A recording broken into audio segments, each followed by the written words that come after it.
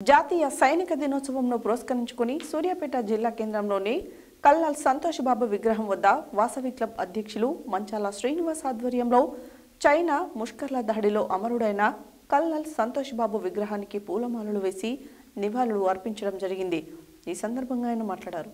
జాతీయ సైనిక దినోత్సవంను పురస్కరించుకొని సూర్యాపేట జిల్లా కేంద్రంలోని కల్నల్ సంతోష్ బాబు విగ్రహం వద్ద వాసవి క్లబ్ అధ్యక్షులు మంచాల శ్రీనివాస్ ఆధ్వర్యంలో చైనా ముష్కర్ల దాడిలో అమరుడైన కల్నల్ సంతోష్ బాబు విగ్రహానికి పూలమాలలు వేసి నివాళులర్పించడం జరిగింది। ఈ సందర్భంగా వారు మాట్లాడుతూ తన ప్రాణాలను సైతం లెక్క చేయక దేశ సరిహద్దుల్లో విదేశీ శక్తుల నుండి మనను కాపాడుతున్న సైనికుల రుణం తీర్చుకోలేదని కొనియాడారు।